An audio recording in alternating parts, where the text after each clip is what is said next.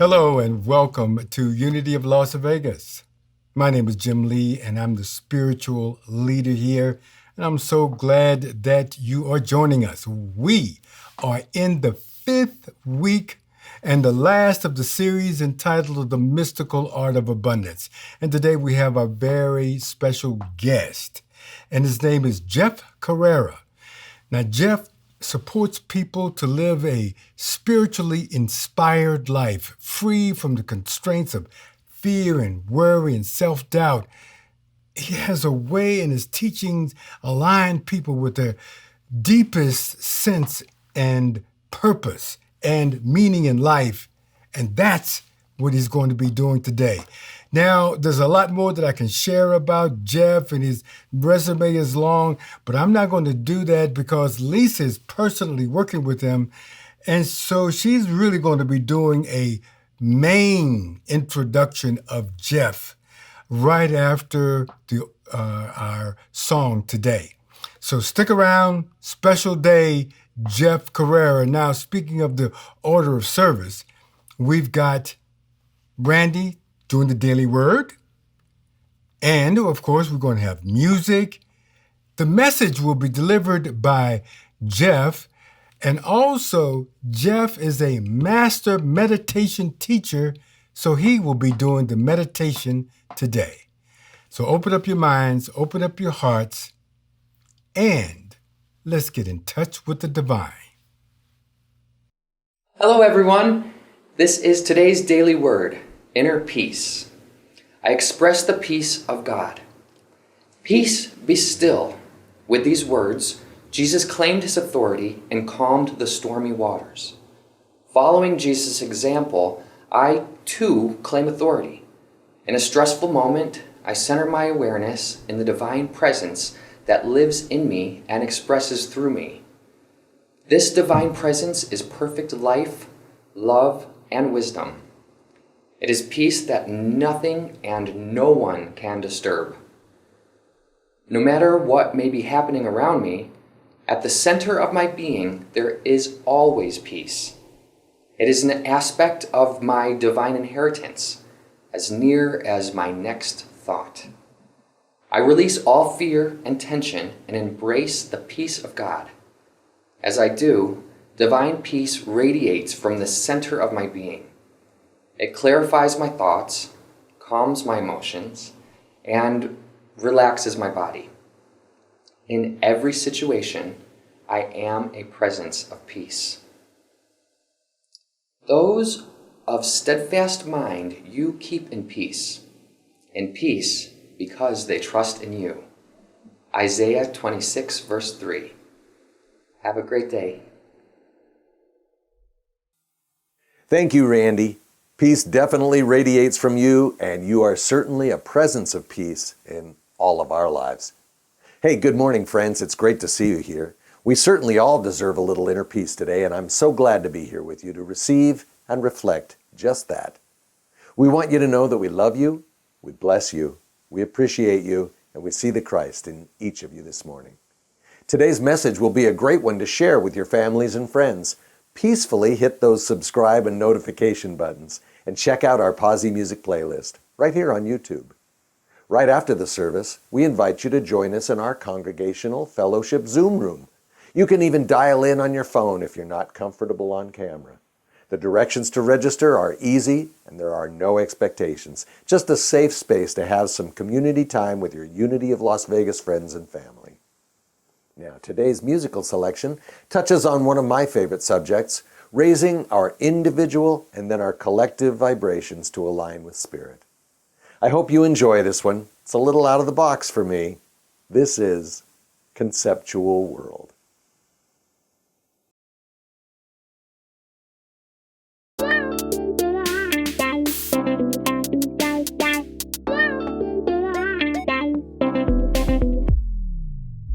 We live in a perceptual world. We only believe what we choose to perceive. Let's transform to a conceptual world. Elevate our awareness to align with God. You've been living in a perceptual world where you only see reality at your own individual level of awareness. What if we could make it a conceptual world? You could navigate a new path to awaken your mind to its true divinity. We live in a perceptual world. We only believe what we choose to perceive. Let's transform to a conceptual world. Elevate our awareness to align with God. You've been living in a perceptual world in which you've been trained to react instead of respond. What if we were to make it a conceptual world? You would liberate your consciousness to travel far beyond. We live in a perceptual world. We only believe what we choose to perceive. Let's transform to a conceptual world. Elevate our awareness to align with God. You've been living in a perceptual world, and it's no accident that you're thinking these things now. What if we make it a conceptual world? It'll be nothing short of the natural evolution of the entire human race. We live in a perceptual world. We only believe what we choose to perceive. Let's transform to a conceptual world. Elevate our awareness to align with God. You've been living in a perceptual world, and now it's time to let go of what no longer serves. Let's make it a conceptual world and embrace the light that, as you open your eyes, you realize it's been there all the time. We've all been living in a perceptual world, and we only perceive at the level our awareness will allow. Let's make it a conceptual world. Raise your vibration, and you begin to raise the vibration of the planet itself. We live in a perceptual world. We only believe what we choose to perceive. Let's transform to a conceptual world. Elevate our awareness to align with God. We live in a perceptual world. We only believe what we choose to perceive. Let's transform to a conceptual world. Elevate our awareness to align with God.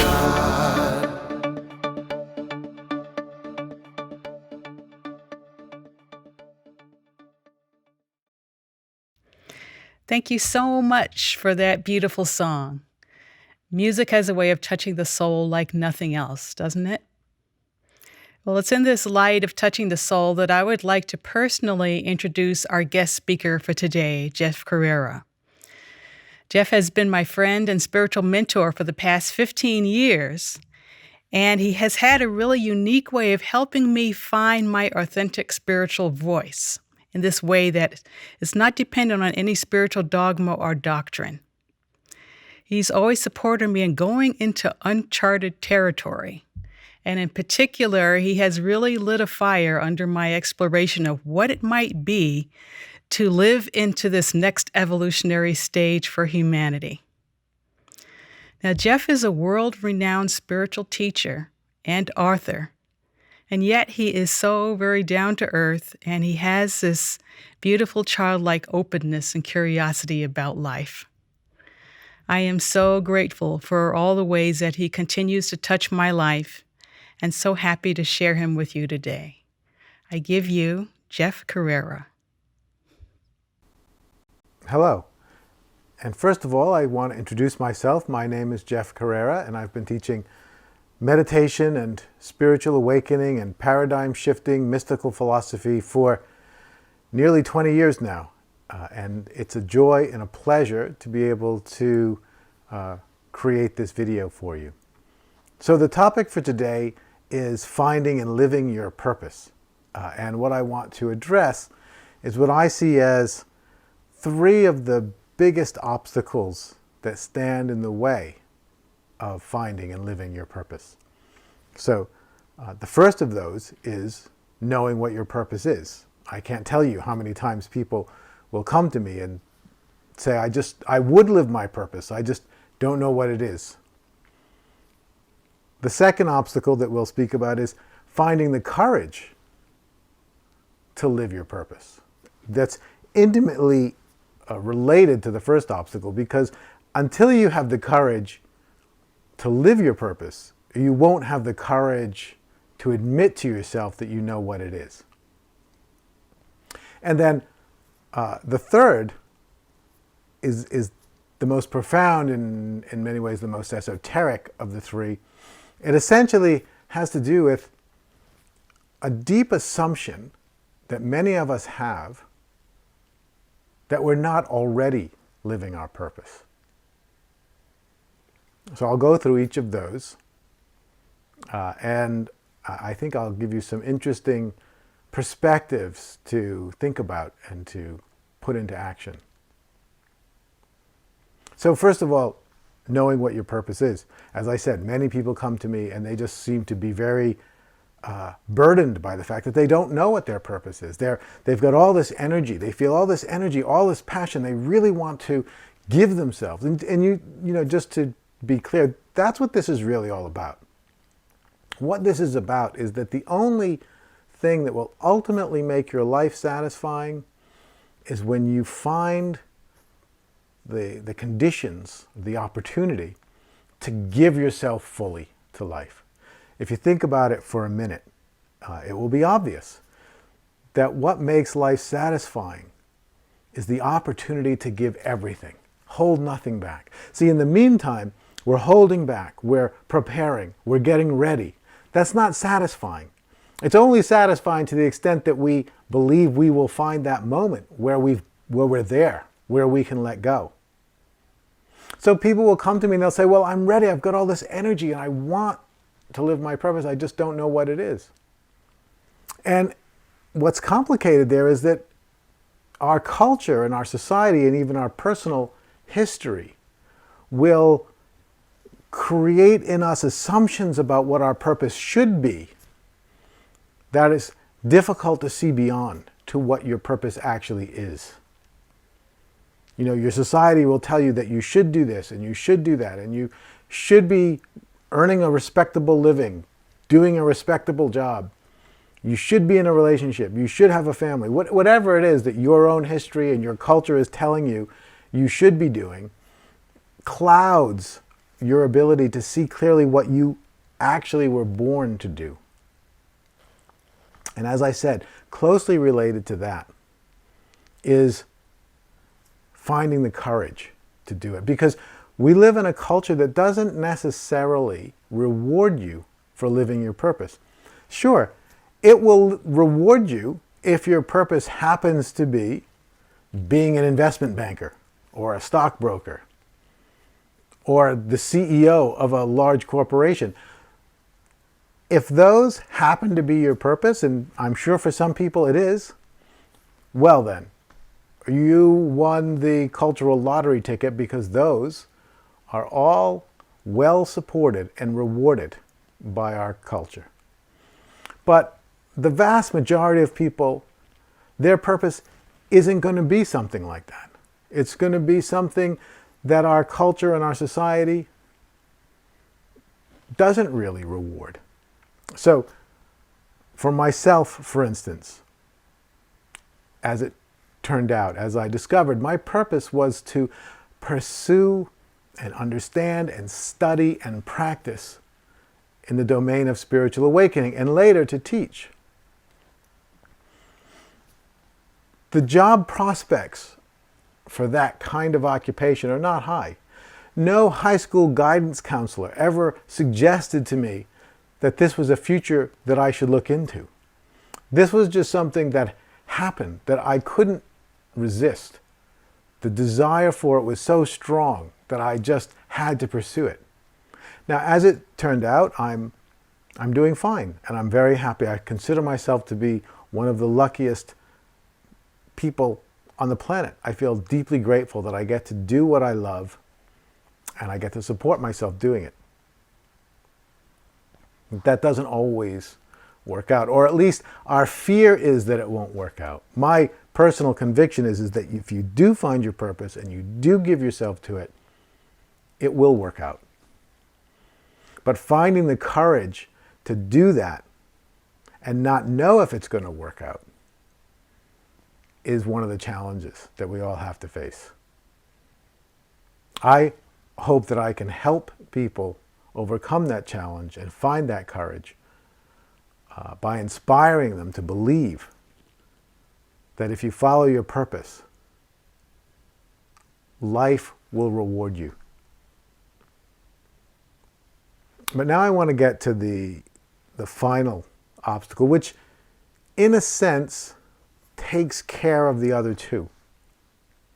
And it's the obstacle of the assumption and the belief that we aren't already living our purpose. Most of us, when we are looking for our purpose, searching for our purpose, we're assuming that somehow we're not living it. We're assuming that it's something else, something we need to find over there. What I want to say is that I believe we've all been living our purpose from the very start. Now, it may not be the thing we're most focused on. It may not be the thing, and probably isn't the thing, that we centered our life around. But it's been there. It's the thing we've always loved the most. And it's been that way for as long as we can remember. And maybe it never occurred to us that we could actually center our life around that. We never imagined that that was possible. But it's been there. So for myself, spiritual pursuit, the actual contemplation of life, has been something I've been engaged with since I was a small boy. Now, I didn't have that language for it, but I would look up at the stars and I would think about the universe and how big it was and what it meant to be alive and how small I was. And I would actually lock myself in my father's car so I could try to stop my mind from thinking, because I thought my thoughts were somehow making me crazy. And as I got older, I read spiritual books, I read philosophy. I got interested in science because I thought science might have the answer, the existential answer to life. And I always pursued those things. But it never occurred to me that I could make my life about that. I always felt like it was going to have to be something on the side, a hobby, something I did in my spare time when I wasn't working, which at the time meant I wasn't an engineer. I would say the first great gift that I received from a spiritual teacher was the idea, through their example, that it was possible to devote your life to spiritual pursuit. It had just never occurred to me. Outside of the context of a traditional religion, I certainly, when I was younger, I actually had contemplated joining the priesthood. So that path was available to me. But the idea that in the pursuit of alternative spiritual paths, that could be what your life was centered on, it just had never occurred to me. And so that was the first great gift that I got. And now when I look at the life that I'm living and I look at the things that I do every day that I love, I write books about spiritual pursuit, and I do spiritual practice, and I teach and I share ideas that inspire me. When I look at all that, I can see that in various earlier forms, I've been doing that for as long as I can remember. It was always there. Now, it wasn't until I was in my late 20s that I realized I could devote my life to it. And as soon as I did realize that, that's what I did. I just gave up my career, I gave up my previous life, and I just devoted myself to spiritual pursuit. But even before that point, when I consciously made that kind of leap. I could see that it was always a thread in my life. And you'll find in your life that there is a thread like that running through your life. It's something you actually can't avoid doing. This is the thing that I want you to relax into right now. Your purpose is going to be part of your life because you were actually born for that, and there is no way for you to avoid it. Now, that doesn't mean that it inevitably will become central to your life. You may, and probably most people do, live their whole life with it always tangential, always off to the side, never fully realized. And I think many people suffer from a sense of dissatisfaction in life because at some level, consciously or unconsciously, they realize that their real purpose, their real reason for being here has been relegated to the sidelines. But the good news is it's there. It's not somewhere else. It's not something you don't know about. It's not hidden from view. It's hidden in plain sight right in your life. That's the main point that I want to share with you today. Your purpose is hidden in plain sight as a thread running through your whole life. All you need to do is recognize that thread and then have the courage to devote yourself to it, to say, okay, that's why I'm here. That's the thing that I've never been able to deny or put aside. That's what matters most.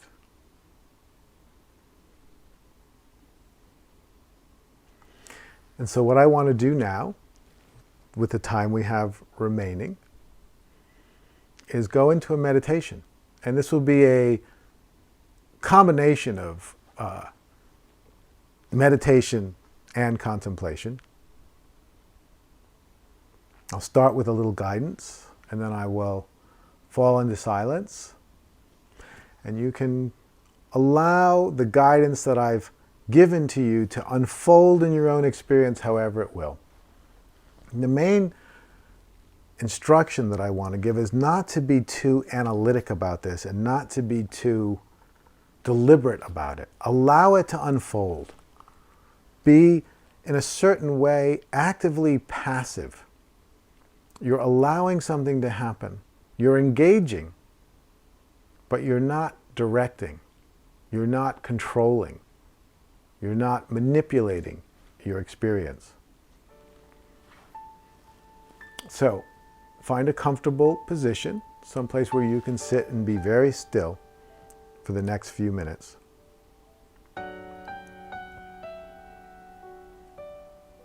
And I suggest that you gently close your eyes.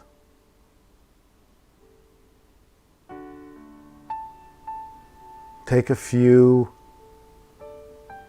slow, easy breaths.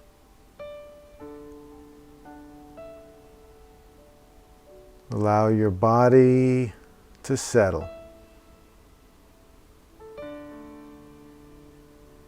If you find any muscular tension, allow it to relax.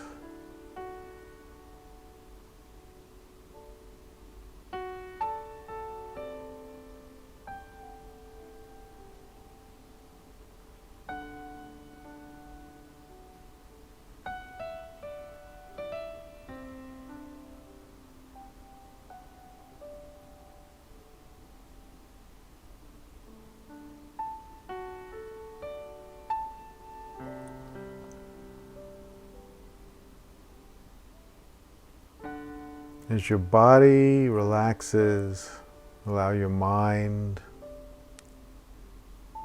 to relax. And most importantly, allow yourself to be relaxed, no matter what your mind is doing.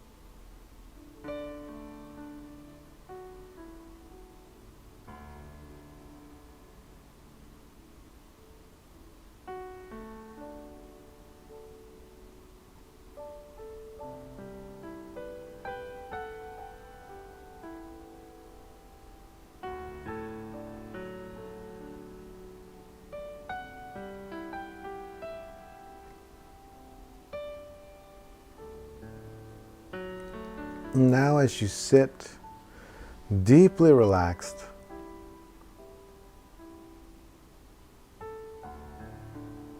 allow yourself to begin to remember, to think of yourself as a child. What did you love the most? What did you want to do all the time? Was it drawing? Playing in nature?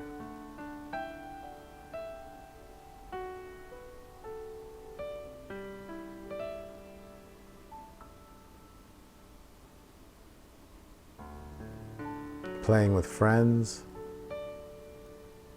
What did you love to do?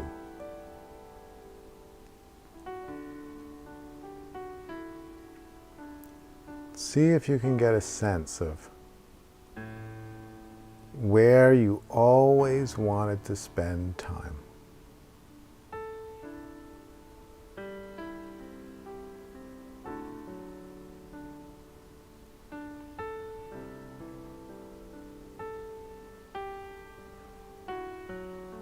Trace that memory back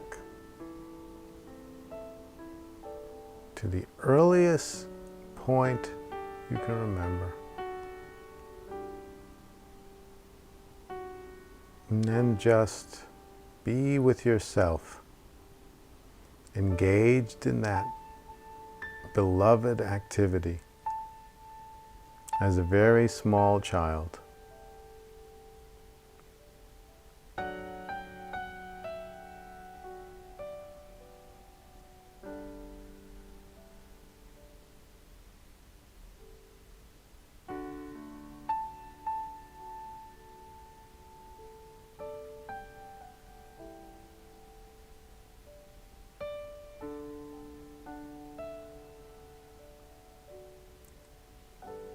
And then begin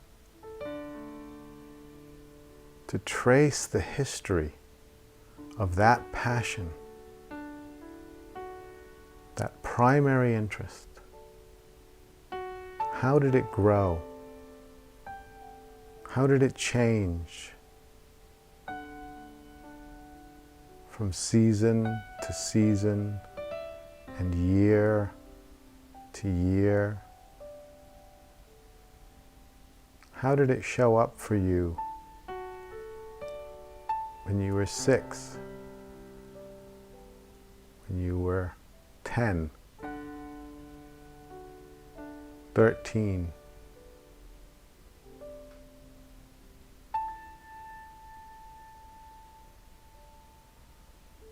Just allow yourself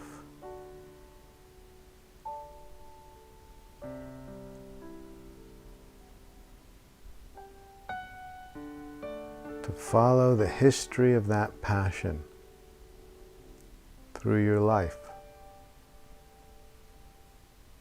into your 20s, 30s, right up towards wherever you are now in life.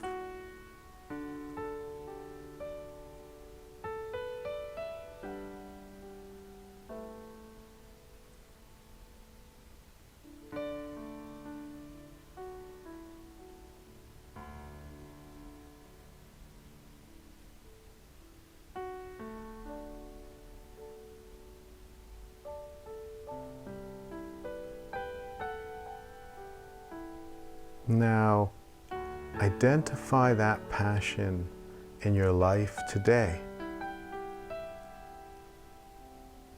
Where do you still engage with it?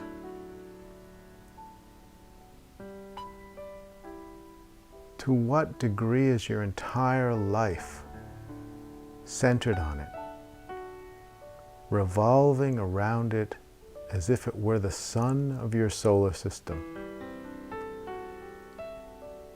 Or, to what extent has it been pushed aside and relegated to the edges of your life, the spare time,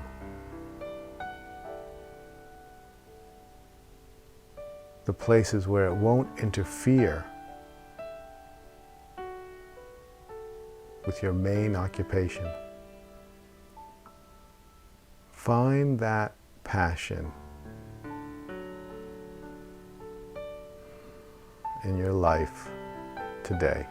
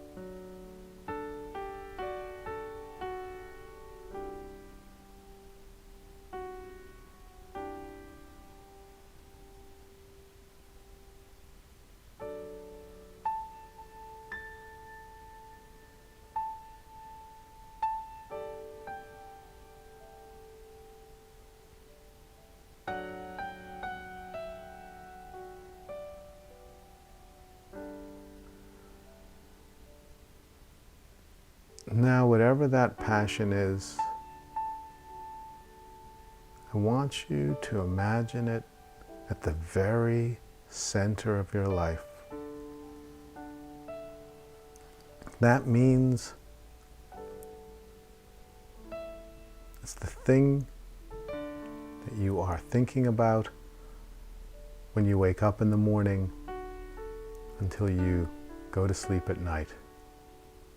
It's always there. It's never cast aside. Even when you're doing other things, you always know where your center is.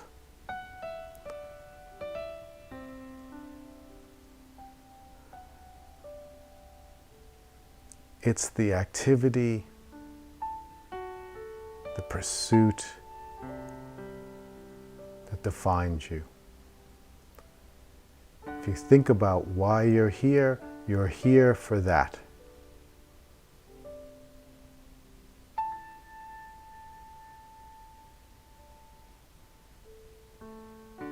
And imagine now that that pursuit has been the center of your life for the past 5 years. What would your life look like? How might you be spending your time each day?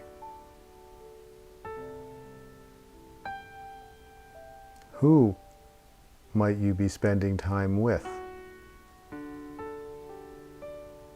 Give yourself just a few minutes to imagine how your life would form once it were completely centered around the thing you're most passionate about.